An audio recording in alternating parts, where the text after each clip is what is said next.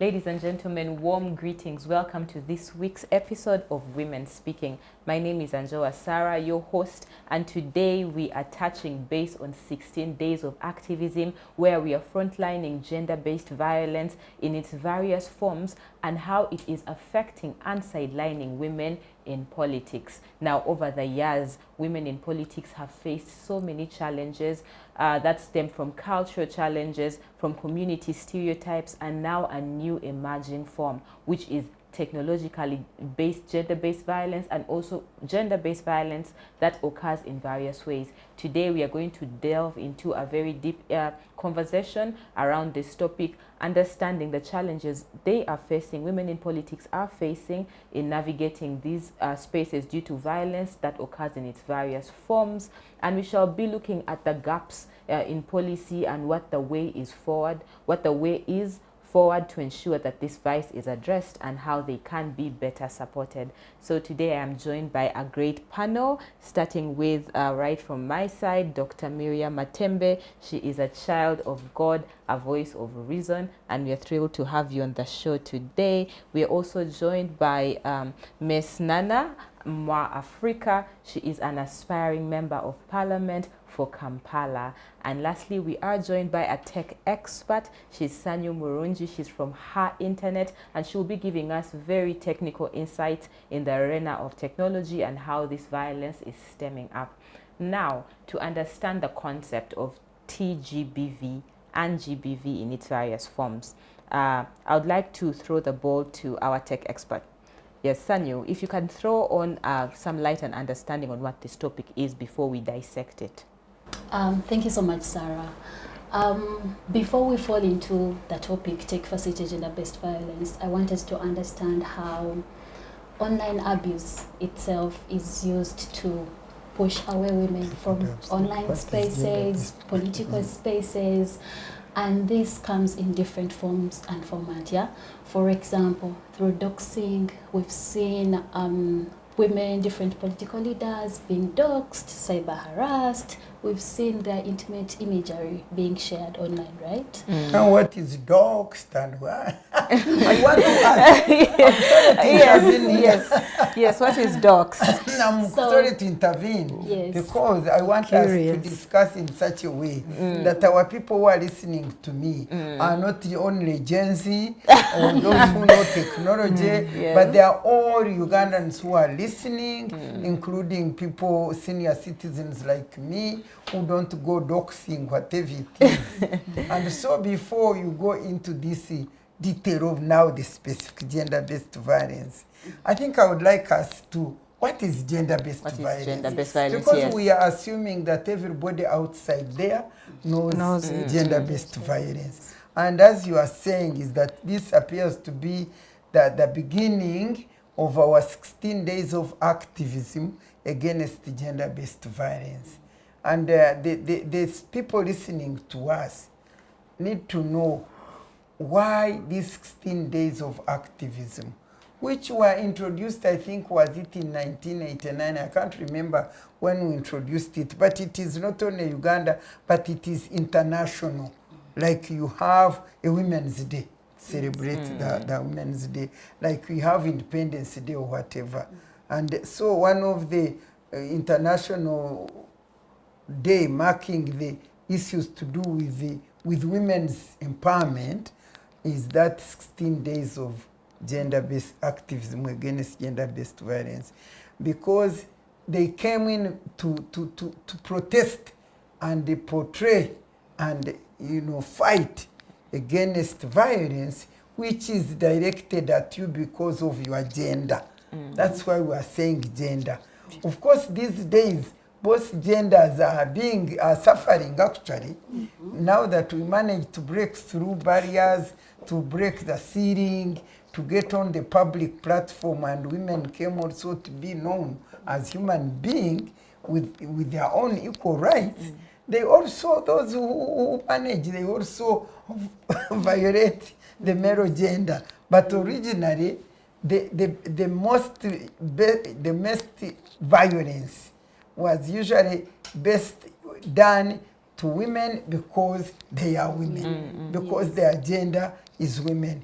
And the reason why this gender-based violence usually was focusing on women, it is a question of power relations. Yes. The issue of gender-based violence actually is related to power relations, because somebody has more power than the other, they impart violence on them. And this violence, we should not look at gender-based violence like people in Uganda now will say, oh, Uganda is enjoying peace. They think that peace is physical. When you say gender-based violence, don't say that it is about you beating this woman, kicking or what. Gender-based violence is in different forms. It can be physical violence meted on you. It can be emotional based violence. It can be sexual, sexual harassment. It can be any demeaning. Somebody can just look at you and say, look, what kind of food is this? Take away, you have no brain. That is emotional violence, intellectual violence. All this is violence. So anything which hurts or pains or demeans the other person because of her gender or his gender is the gender-based violence. Oh, yes. And so it can be done in different ways, and I understand these days it is even technological. So for technological, that's why I intervened, because you start doting, then we need to know this kind of violence. So we are now happy to listen to say, hey, so it is not beating, it is not what is now being done in different ways. I think would be happy with our seniors even to get to know what this is now. Thank you very much, Doctor, for that deep insight. It's important for us to understand the background of GBV even before we look at how it is now manifesting even further. And I think she has laid a perfect ground for you to now build up on the new form of GBV on ground now. Yes, Sanyu. Thank you so much, Doctor, for extensively elaborating on GBV first before we dive into take facilitated gender-based violence. So just to go back to your first question around doxing and what it is. So doxing is when someone goes online and shares your personal information. It could be your location, it could be your family members, it could be about your gender, it could be how you just do your life, carry out your life. So literally just personal information being shared online. And we've seen this come again and again. For example, with Dr. Sylvia Rabogo, where she raised a case in court around a boy from university who was trailing her, harassing her online, sending her sexual images and voice notes.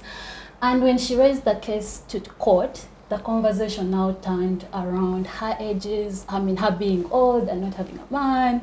Conversations turned around her being in political positions and not the kind of work that she's producing out there.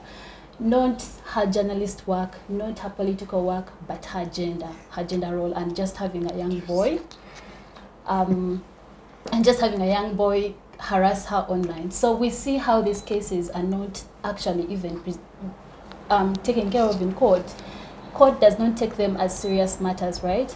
Besides even having laws that condemn online violence, for example, the Computer Misuse Act, it condemns hate speech, it condemns online violence, it condemns acts like abusing someone for just really existing online. It involves hate speech, a commentary. We've seen commentary around Dr. Stella Nyanzi's way of work and how conversations still changed to her gender representation rather than what they've been doing in the country. So those are the different forms of how take-facilitated gender-based violence happens now online. We've seen different intimate images and videos or sexual imagery being shared online of women. We rarely see cases where men's sexual imagery is shared online. Actually, we rarely see those cases.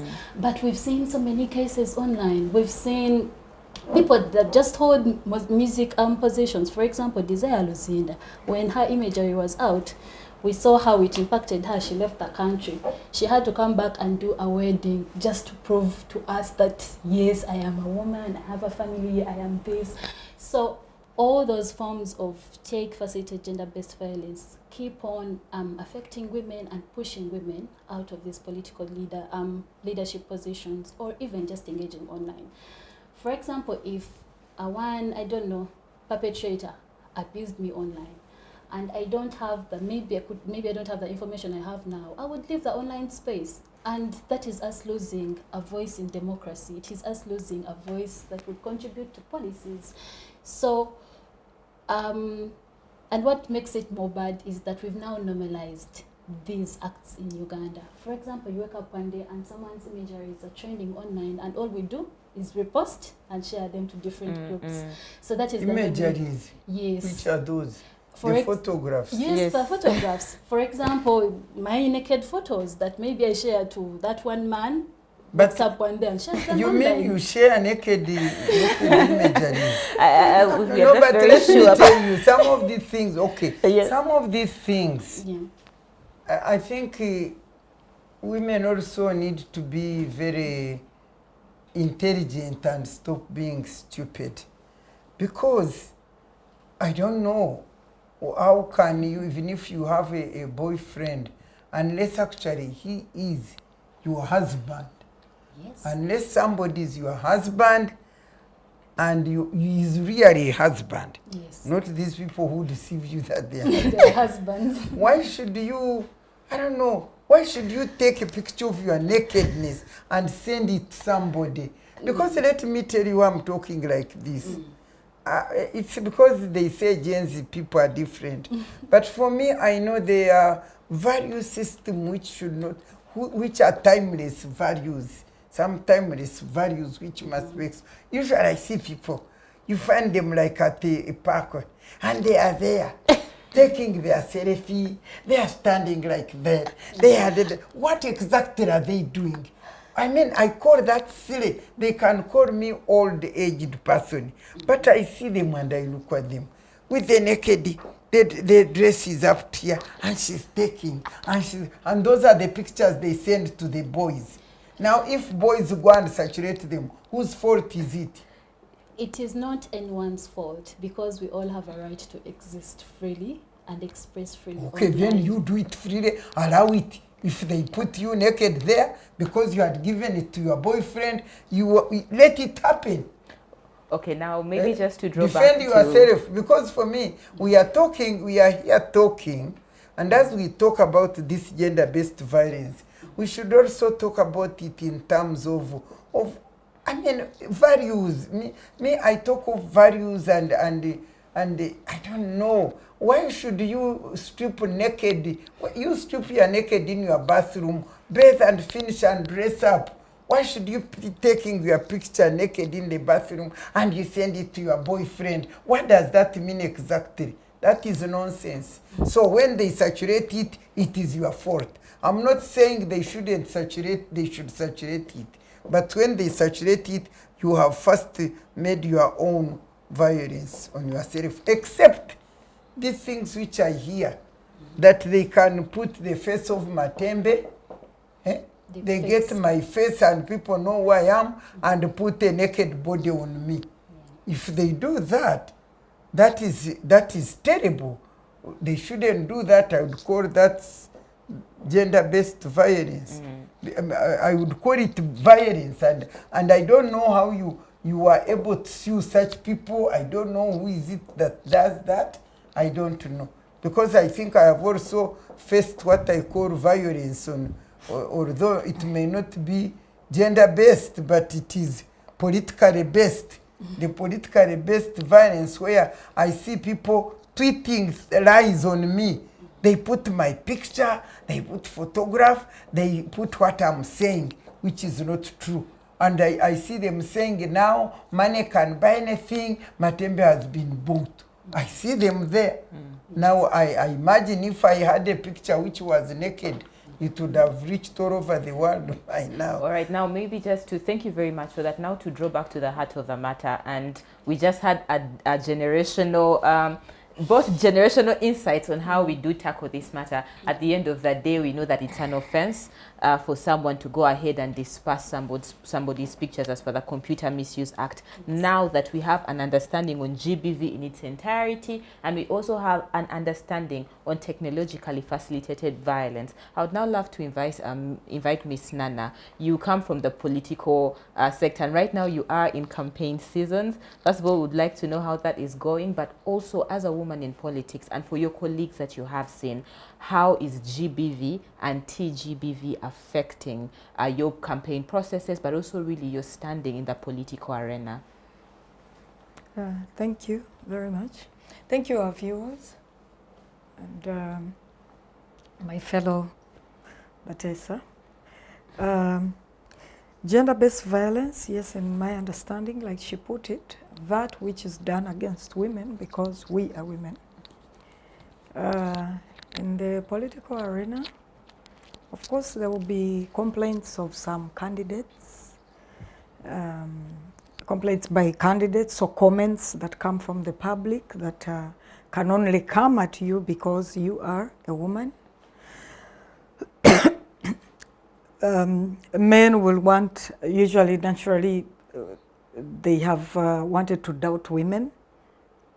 I do remember driving through the time when there were floods downtown, and I have a branded car. It has my picture, some political statements, and some man said, now this woman, can she manage the whole gang of... So it's been there that women are looked down on. It's not done because we can't do stuff. It's done because indeed we are women. But as a woman leader, as a woman that has some understanding of human rights, I can say that the violence directed at women in politics particularly, because they are women, varies. Some of it comes off as sexual slurs on social media. Someone posts, it's just a poster showing you and what you aspire for. And the comments that come down, some people use comments, they will write it in Luganda, kanonkalya. Oh, that I've seen. Kanonke ambisa, kano kalungi nnyo. One time when we were hanging posters, sometimes I wanted to be around when those men with the boots climbed the electricity poles. Singa obulungi ke kalulu ono mbadde nkamuwadde. The comments that come, they are not necessarily compliments. You know, they sexualize everything about your picture. Ye mutuufu yalimu mu motoka. You know, it is rather uncomfortable. I'm sure it would cause for many women not to want to dare to come out on this. Comments on, are you even married? Everybody suddenly wants to get into your private life. Everybody wants to know this and that. It is, there are many challenges around that. I remember while doing nominations, I wouldn't mention a name, particularly at my party, there was a line of posters, and particularly a war broke out even on social media on the WhatsApp groups because of what some men had said about a certain woman. They said her poster wasn't nice, she wasn't beautiful, she wasn't, like the whole night people went about that. What mattered is it if she's beautiful or not? So indeed, online comments about women in leadership can be very, very brutal. They can cause other women who would aspire to come out to not want to be present on social media at all. Yeah. Now, that's very disheartening, because we have continuously seen what you say happen, especially now to the younger women who are using the online space as a forum to campaign, because perhaps they cannot, because they have been economically sidelined, they cannot afford to go and do campaigns physically, so they are leveraging on the online space, yet the online space is continued to shrink for them because it has been made very unbearable for them. It's quite disheartening. Now, Murunji, from the tech perspective, what solutions can you offer to make these online spaces better, to ensure that it's a better campaigning ground for our women in politics? If we want to make the online space a better campaigning ground for all women in politics, journalists, women in general, yeah, one of the things we need to do as a country, we need to invest in digital safety and security knowledge or empowerment. What do I mean? Empowering women with knowledge around the internet. How does the internet work? How do you communicate to people? When your photos are leaked online, what do you do? When someone tries to impersonate you, how do you run around with that commentary? How do you store simple things like having a password on your phone? If we invest in digital safety and security, I believe women in politics will then be able to handle cases around tech-facilitated gender-based violence. When sharing information around political positions they are holding, how do we then share that information? Yeah, so we need to empower women. Mm-hmm. That is one. And then two, as a country, we need to ask for accountability from tech companies or big tech companies, because they keep saying report when you're being abused online, report, mute, filter out comments. But where are those cases of people who have reported on X? Yeah, where are those cases of people who have reported on Facebook? There's a button you press. Yes, there is a button you press to report. To report on who? So you report to the platform. For example, Twitter or X, yeah? When you are being to ask you many questions. Yes, that is now the procedure that happens. When you report, there are so many processes you're supposed to go through. You're supposed to document a lot of things. You're supposed to screenshot. So by the time also this tech platform comes in to save you as a woman, you've already suffered the implications of tech-facilitated gender-based violence. We've seen previously, it goes beyond just being harassed online. It goes back to your physical life. We've had cases at Her Internet where women share when they showed their interest in political positions online, they were instead now harassed physically. They were attacked from their personal places and homes, and they were told not to actually aspire for these positions. Yeah, how did that come about? By simply posting one post showing interest in a leadership position, and that is what came to them.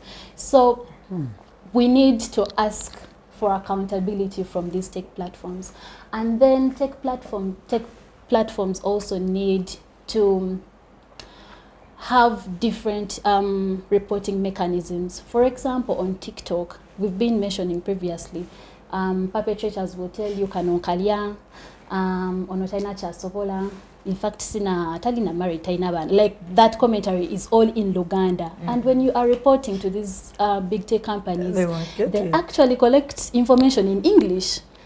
Yeah, so you get. So it's not inclusive. It's not inclusive. So tech companies also have a very big role to play. And as CSOs, as women in leadership positions, we also need to work as a collective, because even if we ask tech companies to come forward and ask the government to come forward and empower women in politics, still this all will not happen if we do not work as a collective. Yeah, we need to join forces. Government needs to join forces. Tech companies need to join forces. We women and young leaders need to join forces so that we see how we can fight and end tech-facilitated gender-based violence. Quickly before you move, now we have artificial intelligence on ground. How are you people in tech using AI to see that we can fast track these things and ensure that we curb them and absorb them before they spread further? Now, one thing that is so tricky about AI is not humanized. Yeah, AI is just software and a system that is just programmed to do certain duties.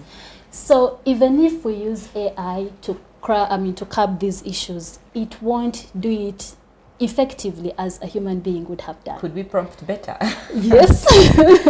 Perhaps we could prompt better, but still AI would not do the role as a human being would have done. So for now, okay. AI cannot be the solution. But if AI can be used to damage you, exactly. why can't it be used to re-damage you? to redeem you. To redeem you. Because me, what I have found as AI is they just, it is human beings who put those things there, which AI reports, isn't it? Yes, it does. So if you are there and AI and you describe Matembe very wrongly, and then Matembe says, please, you are describing me wrongly, can you put it right? Yes. Can't AI here and go and put it right? Because those who had put it there are human beings and they know it was not the one. Exactly. So we believe prompting better. So why can't it could be find out? would I be a don't great even know the strategy. languages of AI. Prompting. But Prompting is how you direct it to do what you want. Now, Doctor, we have had the challenges that Miss Nana and Miss Murungi have been sharing and how it is now pushing women out of politics and affecting them psychologically. You did speak about the forms of how GBV manifests, and because of this now there is financial GBV, there is emotional that you've spoken about, the sexual GBV. We had a politician in Kenya who was saying how when she was doing her campaigns, a man came and kissed her on the lips. Here in Kenya, and we saw the president of Spain, I think 2 weeks ago, she was moving around greeting the people, and a gentleman came behind her, touched her from the breasts and kissed her on the neck. And so much violence happening too. So now we have stronger women who have remained in the race, and we have some who are moving out. What word would you have to give them to ensure that they remain in the space and fight better? But for me, what I want to say, I mean, gender-based violence, as I told you, the 16 days of activism came because there was gender-based violence in all forms, although now the technological is new. And up to now, gender-based violence has remained. We are fighting, I mean, what I know is that the struggle for gender equality and women's empowerment is a journey. It is a lifetime journey. It is a lifetime journey which must be fought by both men and women. And it is about learning, you know, coming to know what it is this, and learning about human rights, learning. It is a journey. We cannot achieve it. I don't know whether the people who started it, will continue fighting and they die and another ones continue, because it is a journey of liberation, to liberate human being, in particular a woman, from being treated as less of a human being. So the technological has come in on board, but already the other one has been going on, the usual physical, mental, whatever, which is not technical. I remember when I was going to campaign, those days, we have, by the way, broken through that. Because when we went to campaign, the first time they put the woman district representative. That is the first time, because before then, women in Uganda, we talk of Uganda now, were never, nobody had ever gone to campaign to be a member of parliament. And even whoever was appointed to be a minister by Amin, one time, and I think, you know, both his time they appointed one woman, sometime had not campaigned.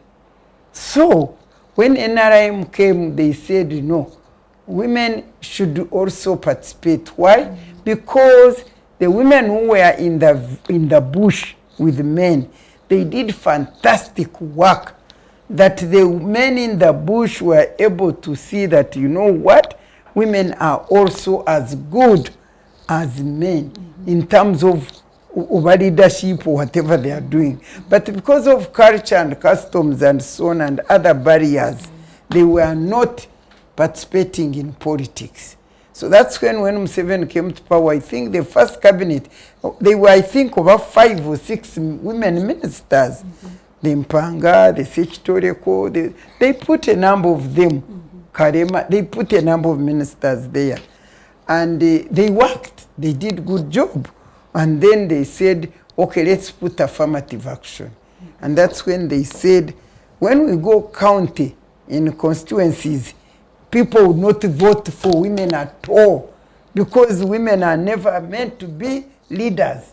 They were not meant to be in politics. They are meant to be in the kitchen and cook for men and that kind of thing. They are meant to be in the private sphere, not in public arena. So they put there that district woman representative. I remember when I went to contest. I was born in Mbarara, and I went to contest. I married in Ushenyi, and I went to contest in Mbarara, because that's the ones who called me. You know, by then I was already the secretary for mass mobilization, Kampala district. We had already broken some ceilings, because I was the first vice chairperson of Nakawa division. In the whole of Uganda, there was no person who was not holding a position for women, but I held that. And then I went to Kampala. I held also the secretary for mass mobilization, Kampala district council. So that's the Mbarara people came. I was intending to contest in Kampala, because I was working in Kampala. But the Mbarara people came and said they had heard my vibe and all that I was doing.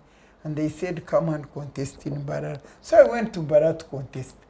The first question challenge I faced was, you are not married here. Yes. You are not married here, we can't give you votes. Of course, me being, but that was the big, we have broken through that. That's why you see people were contesting where they were born. My friend Justice Mary Maitum was born in Teso and married in Lira. So when she went to Teso to contest, they said, you married in Lira. When she went to Lira, they said, you came to marry, you did not come to rule. So she couldn't. But me, I went there. They said, you are not born here. You married. When I reached there, what I told them, they said, you are not married. You are married in Ushenyi. I told them by then I was very humble. I couldn't tell them the truth. Like next time when I bashed them, because I wanted votes, they didn't know me, and I had to. So I told them, you know what? I got scholarship to study from this district, and I studied, and I am who I am because of the scholarship you gave me. The parents, you people of Ankore here in Mbarara. Now, when they said we should contest, because I've been wondering, what shall I pay you? Now I decided to come to Mbarara here and serve you, to pay you. You see, that is brilliancy. That is now intellect. Oh, they had that. They gave me votes. I went and finished. When I went back, I think was it in the CA or whatever, then they raised that issue. But you didn't marry here. By then, I was tough. I had already proved to them that I'm a worker and I'm doing well. And I would openly tell them, look here, excuse me, in Parliament, what is needed is intellect, the voice, and the wisdom. Why do you bring in issues of bed? We are not going to Parliament to make beds. We are not going to Parliament for sexual work. We are going there to use our brains. So why are you asking me where I married or where I was born? Come on, stop that nonsense. It doesn't work. And I was bluntly, telling them point blank like that. And then down the road, there is one man who was following, raised that question, until I said, you fellow, get out of here. Your head is empty. Don't disturb the audience. For me, when I'm campaigning, I don't go to bow before you. I come, you give me a vote, I serve you. If you don't, I go. You don't. That's it. So I was giving that courage, and that otherwise I would have given up.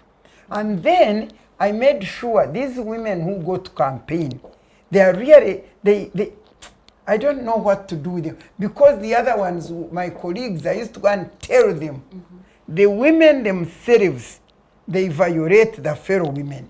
Before you even talk of other gender-based violence, the woman who is contesting with you, they would say, you are not married, you don't have children, you don't have a husband. How does this come in?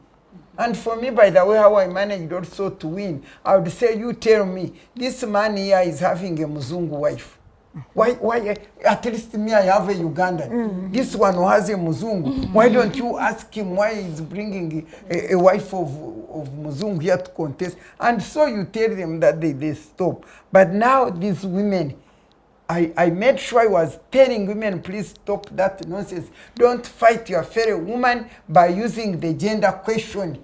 No, because some women, they go there and say, look, she has never married. Look, she's divorced. She has never have children. How will she represent you? That's nonsense.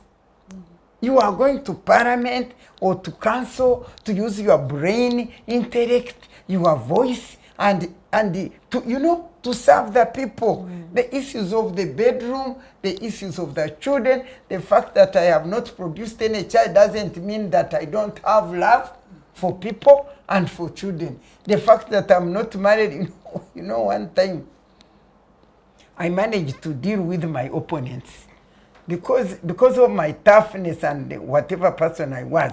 Now they came to fight me. They were telling lies that I parted with my husband long ago. And so we went, and remember, mine was a big constituency, 49 sub-counties. There were 9 counties, the whole of Mbarara. And so when we went to the first campaign, this other woman they had said that I don't have a husband, I divorced long ago. Number 2, I want to castrate men. So they were campaigning against me with those 2. Now, when we went the first campaign, when we were going to CA, when we went the first campaign, this woman came with her husband. And she started, when they said, you talk, she had told them that I don't have a husband. They had told people that because of who I am, I divorced long ago, I'm going to break people's marriages. So I knew that they had said that. So she comes with a husband to demonstrate. As far as she has a husband. Me, my husband has nothing to do with my campaign. He's busy working in his office. So she stood up and said, this is my husband. Talked about husband. And then sat. And then I stood up and I said, you know what? I also, by the way, I also have a husband. But that husband is that man who is in Uganda Brewer, is heading the company which produces most of the tax.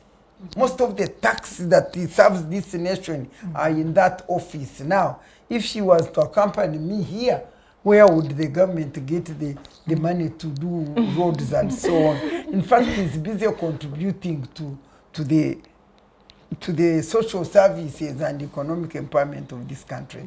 Then I said, now, if you get somebody's given 5 minutes, and all she's to talk to you and tell you what she wants to do. And all she does is talking about her husband. You know she has nothing to tell you what she's going to do for you. She has nothing. And by the way, carrying a husband around here, it means her husband is a useless husband, has no job to do. And she was there. They were all there.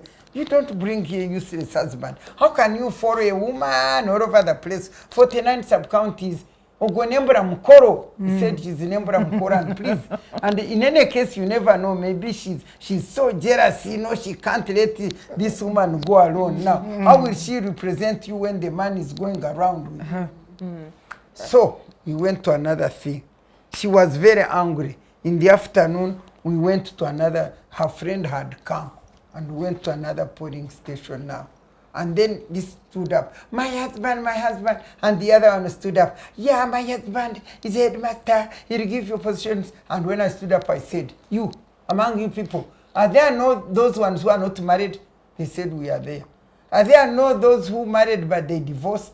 I said, they are there. And then until there who are looking for a husband and they don't have one, they said, we are there. He said, now, these are talking husband. What about you people who don't know husbands and you are suffering? You just give me your vote to me. I'm the one who knows what you are going through. Forget these pharaohs. So down the road, they had to stop that nonsense. So what am I saying? if you are a woman and you are going into politics, you just don't go saying, I'm a woman. No. You are going there as a human being who has a passion, who wants to do your work. And you know yourself, and you know your character, and you know your integrity, and you know nobody will question you because you've been living with people, they know you. And so you go with that, knowing that you are going to face many challenges, but be able to be wise. Don't just go emotional. Emotional for what? And most important, by the way, you go there with your God. God says, I will go with you. I'll never leave you, nor forsake you, in terms of lies, in terms of what. So they should brace themselves and go knowing that whatever they say, they are ready to face it. Stop looking at I'm a woman. You know, you are a human being and you have a cause, and you are going there to do that. As I conclude, I wanted to tell you that indeed it is true, the sexual harassment of candidates. I know that one is true because when we go to train these, we've been training girls to go for those who want to contest. But they've been telling us, the feedback they give us is that even the party leaders, in order to give you even the card, or even the secretariat there to allow you, they want you to sleep with them.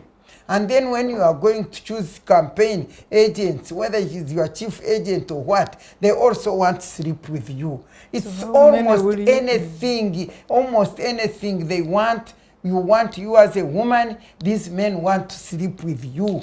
That is gender-based violence, that is sexual harassment, and very many women are facing it, and yet they don't say it publicly. I don't know why they don't challenge it publicly, but they've been telling us they are facing it, and it's very bad. And many of them, of course, give in because when you want to, in fact, I was saying, how many men are you going to sleep with if even you are the one who holds your bag, your cashier, the agent wants, the driver wants you. I mean, this is all nonsense. So me, I tell them, be brave and stand with your God, and God will always stand with you, especially if that is your job.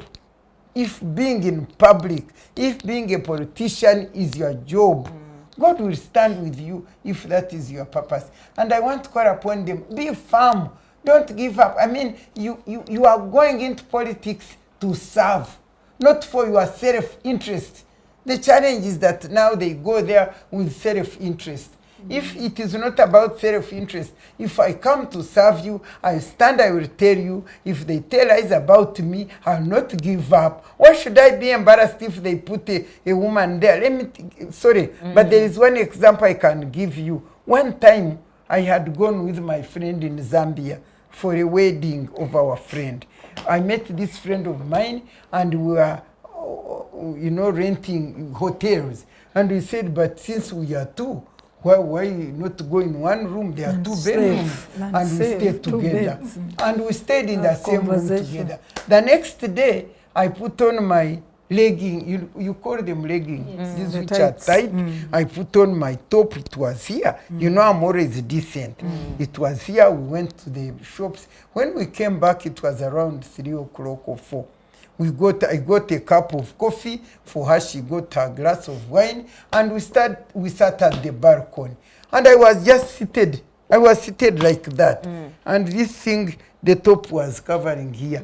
But this woman went and stood there. I was doing my iPad, looking at my things. She got her camera herself, and she shoot a picture of me. You know, when you are like this, inside the thing, dark. So my private part was being seen. She did it and sent it to social media. Social media. And within about 2 hours, I saw people were sending me this picture. Oh, mama, what an embarrassment. Oh, what a shame. I couldn't even understand what's wrong. I saw the picture. Yeah, where did it come from? And I didn't know. I asked this woman, did you send a picture? Already she was in the bathroom. She had seen it circulating. She was like crying, oh my God. I said, did you send the picture? She came and, I'm so sorry, Honorable, I'm sorry. What is this? What is the problem? In the meantime, I had not, when do you enlarge? What do you call it? Zoom. Zoom. I had not zoomed. Then somebody sent one which zoomed was one. zoomed. And I saw myself. I have never. Looking at me inside there, seeing the whole shape. Oh my God. Morphology. I almost Sorry. died. When I said, oh my God, my God, my God. And the children were saying messages, and Uncle John Kazuya said, where are you? Children here, all the people, the relatives were saying, oh my God, Honorable, they must have killed her. Where is she? At the Who balcony. made her Then other people were saying, but is she safe? They entered her house because this was a relaxation at the Time balcony. you were at a balcony, it's a hotel. Feeling terrible, like, oh, I'm dying, the whole world. Then the voice, I heard the voice of the Lord, I think, said, what have you done? Indeed, I had done nothing. You wore I relaxing was seated clothes. there relaxing. He said, have they found you sleeping with a man? Are you doing anything wrong? Why are you bothered? And immediately I said, God, thank you very much. Whatever she did, that's her concern. I'm here, I had nothing. And that was it. And you know what people did? Many of them rang and said they are going to, they reported whatever they did. Actually, that thing, after a few minutes or whatever, it stopped circulating. But Maybe it is someone still, removed it from- it is, when you go on the social media, Still it is exists still there. that That's what they and say. what was hurting me was Vanage. If I want to become a leader, that is the thing which They will come use out now. immediately. That- That's what I was. There is a line. Social media doesn't forget. They will bring it when it's They will- convenient. But now I'm so convenient, they will bring it. I would say, what's wrong with that? I was at my balcony relaxing. What am I telling them, these people listening to me? If you really know that you have your integrity, you have your character, those are lies, why should you withdraw? You also you go there and say, no, those are lies. If anything, you say, yes, I'm beautiful. What's wrong with that? Am I the one who made myself beautiful? Leave me alone. Me, I'm going to lead. I mean, you need this courage. You need to know the way how to fight. To fight what is fighting you. When the devil is a liar, you will defeat him. Thank you very much. And I think that is a pill of courage sufficient for any woman who's looking to give up on politics because of GBV and TGBV. Thank you so much, Doctor, for that entire book of courage that you have given to them. Now, Miss Nana, if you can add on that as well, but then also in case you have any recommendations on what policy implementation should be in place, what parties should do to ensure that they protect the women who are in their parties, to ensure that GBV and TGBV does not affect them in-depthly. As you give your parting shots. Yeah, definitely, it's very true that if women are afraid to express themselves online, we are really missing something. We are missing very good, bold ideas. We are missing on new knowledge. We are missing on the women's bravery. I am thinking that on the level of our parties, political parties, leaders have to be held accountable. We also, in the recent ticket mix, at party level, cards for MP and other positions, LC, councillors, I mean, there was a lot of sexualized talk about how people got tickets. It wouldn't be maybe very good to mention particular parties here, but you've seen women testify themselves. This one wanted to sleep with me, that one wanted to sleep with me. This is very true and it's happening. None of it has happened to me in my party, but I shared where a woman was told she wasn't beautiful enough, her poster wasn't nice, she wasn't cute. And it really sent her. I remember her coming in my inbox and saying, what do I do? So if a woman isn't so brave, you can find yourself never wanting to attempt again. What is more painful, and maybe what can go to these tech gurus, the platforms like X or Facebook or TikTok.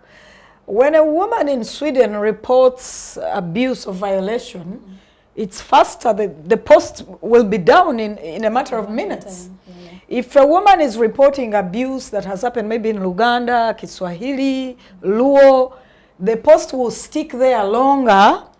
Then they suffer longer shame, they suffer longer comments.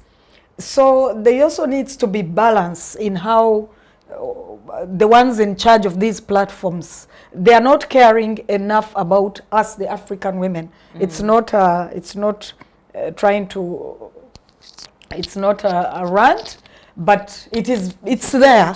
You know it. It's true. Reports by the rest of the world, very quickly, the post is gone. Here it takes long. I don't know if they are just trying to study, if they to translate the law to English or to wherever. So recommendations, I would say it begins with us, the women. Where there are comments that are really tearing down a woman, let's bring our solidarity there. Let powerful women in leadership show up when women are being trolled online. You see, men will be trolled maybe along, in politics will be trolled along, you are corrupt. For the woman, they will not even just tell you your policy is bad. They will begin with many, many sexualized comments. Who is your husband? Where did you, as she was talking about how she was told you're not married here, I know a woman, she lost her party flag. She's NRM. She was in Western Uganda. Her husband is from East, he's a Msoga. So all through the campaign, her opponent, who is an incumbent, used that. Ashwirwenkai, Yawasawa, you know? And these are women posing these questions against other women. We had defeated that nonsense. All through her campaign, this very last one, she had one big question. She used to ask me, Nalong, how do I even answer this? They are all concerned. You gather a whole 50 people to talk to them. Why did you marry away? Did we have men? You didn't love me. You speak that. She later Let me tell you one thing. Sorry to interrupt It's you. okay. There was this CEO, Deborah CEO Wambe recently. I was in Kenya. She told me I found she had passed on. One of our distinguished women leaders in the seniors. This man came on the campaign holding a pant, underwear. And she said, do you see this underwear here? It belongs to that woman there. They were campaigning together. Oh my God. He said they were in a hotel, and she was caught in a hotel with a man, and when she ran away, she left the pant. And so how can you choose such a person? And Deborah CEO said, you know, that man with that pant is the very man I was with. You hit, that is not, he can collapse. That man with the pant is the that very one. man Oh I was God. with. The hit back. When I ran away, otherwise how did he get the pant which I was with? So if you Counter. can elect that one, why not me? The one who was, he was and with. the man stopped Talking. And of course they would have won. You see, you have to, when you go, Politics is, continue. but it is crazy in politics, totally crazy. The comments I have, you get in there, you have all these kinds of advances in books. You know, there is a lot. So, with women being pushed away from speaking up publicly and online, we are going to miss a lot of points. It's not democracy anymore then. So that's why for me, I suggest there need to be like a quick response teams with these platforms. If indeed you verify a post to be an attack on a woman because of being a woman and because she has a position, let there be quick response. Counseling. The senior ladies that have been there, you can counsel the younger ladies, tell them like what she just told us, what she went through, being questioned, why did you marry here, now you're asking here. All those can be support systems. When men in our various political parties are accused of indeed having sexualized the party card giving, let it not just end on social media and in Lugambo. Let there be cases opened against them for harassing these women. Yes. Another thing that I wanted to add is, of course, me as a woman who's boldly spoken about things, a lot of times I'm not ashamed about things people think should shame you to talk about. I have been sexually violated. I have publicly shared it for my healing, for purposes of encouraging the younger women to not die with that pain. Because I also talked about it much later. But you see that when I come out to stand, also that comment somehow comes in. Now this one will be, all the big shots will be sleeping with her, like she said this. They accuse you of sleeping around, even those that have never seen you at all. It is a big problem for women that are not bold enough. In fact, you can want to just run away from social media. And yet the attacks won't just be on social media, even in the public, in the campaigns, all the men in the name of wanting to give you votes, and not all of you even want to, all of them want to vote you, but you go like downtown, they want to touch you. You're uncomfortable with the touches, but again, you want the votes. It is crazy. It's crazy out there, but breaking those barriers is going to take bolder women, supporting women that have come out to speak about things. If it's a real case reported, there can be comments that don't demoralize people that have suffered GBV previously. We need more comments that encourage other people to talk about what they have experienced, rather than shying away and saying, now if I come out, someone else might know about my case and talk about it. It is very prudent that we back those that come up with stories that may help. Otherwise, GBV, it's very prevalent. It's very, not just in the political spheres, it's all over universities. Young girls being used to achieve maybe a mark that they thought was low. Yes. All right. Okay, thank you very much. But you see, like it is still in recently we saw the woman who was talking about how she has slept with men in parliament, and she lost husband and lost money and everything. For me, my core, I want to tell the women listening to us that it is up to them to know that they are decent people of dignity, and that their body is God's holy body, you know, like it says it is the temple of the Lord. And therefore they should not use their sexual part as nothing, you know, because in exchange for like jobs, because you want to go, even those who, if you are in parliament and you want to go for these international trips. Actually, me, it was just twice when they gave me official international trip. I mean, funded, like, otherwise I was never given because I would never give up for any man. They would look at the legs, whoa. They want all this, and I would say, leave me, stop that nonsense. It is my head that I came here for. The sexual harassment, that one is there in everybody, every area where you find both men and women in big numbers. When the men are looking at your body, for them it is all about sex. When you are, I used even to nurture to these young mentor, all these young girls, young women, even the non-Kabra, the whatever who came to parliament. I used even to tell them, you dress like this. You do, because for the men, when they are seated there, they are looking at your body, they are not listening even what you are saying. I always tell them, don't paint and all that kind of thing. Because that will attract, when you are talking, your brain words, your intelligence, the words, the sense, the wisdom you are giving. For them, they are looking at your body. I remember one time somebody wrote to me and said, now you are wearing a white panty. I said, I thought you are sensible. You mean your brain, we are here using our brains. For you, you are looking down there into the bottom. What's wrong with you? I answered like that. So they are like that, but women need to know it.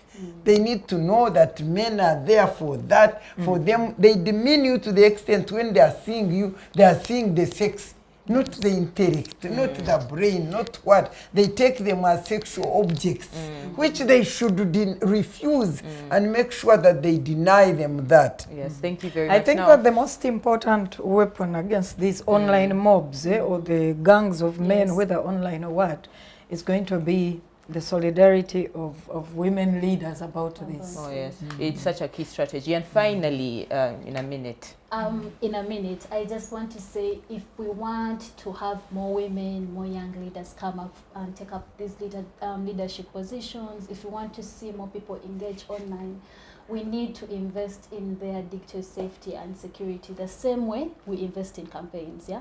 The same way we invest in policy making is the same way we need to invest in digital security, because I believe an empowered woman online lives in a freer and they are better than people they're like us. Oh, doctor, they are better than people who are not empowered, because if you're harassed online, if you have the information and know how to report, you'll be able to report. If you know the teams you're supposed to run to, we've been talking about having a collective, having solidarity as women, having solidarity as a government. If you know the teams to report to when you're being harassed, abused, trolled, whatever it would look like online, it would be a great thing. So we need to invest in our digital safety much as we invest in our campaigns. Thank you. Educate All right. us, 2025 some of us being have a the year gadgets. where we are running electoral campaigns in Uganda, and we are seeing many women get sidelined because of the challenges they face due to gender-based violence, and now the newest on the block, technologically gender-based violence. How do we ensure that our women are safe? How do we ensure that they're still striving for political positions despite the forms of violence that they are encountering? Are we now going to hold our tech companies more accountable? Do we have better response mechanisms to ensure that the same way a woman is protected from online violence in Europe is the same way she is protected here in Uganda? Can the women build resilience? Because even as we fight against GBV, it could be here for some time, but then can we also support the women as a collective to ensure that we cancel them and also encourage them to ensure that they remain on this road? Thank you so much for joining us on this show. I'll see you next time on Women Speaking. My name is Anjoa Sarah, and it was lovely to host our dear panelists today. Thank you, and you have a great day.